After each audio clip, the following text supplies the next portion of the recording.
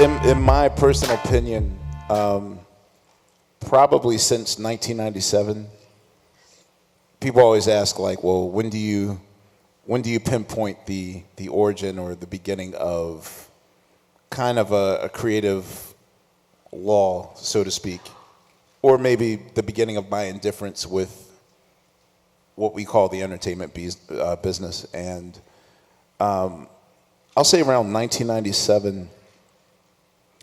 I'll note that as particularly the year that what I call the era of the cult of personality, where suddenly the ratio or the balance between your persona and your talent was now edging the other way. And now you saw people that were more charismatic, kind of edging out those that you felt had more talent.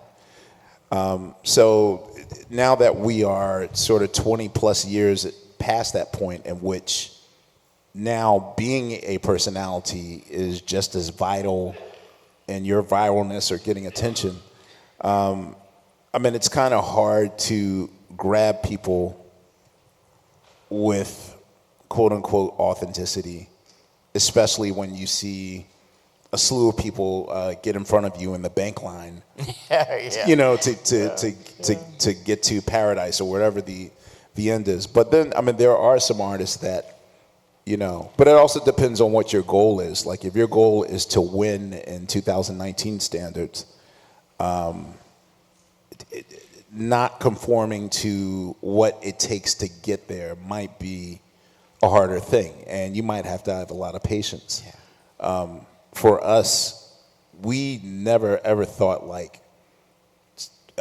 1 million people would collectively buy any of our records. So it took the Roots six years almost to finally go platinum. You know, and that was, even then I thought it was a fluke. Like, well, how'd that happen?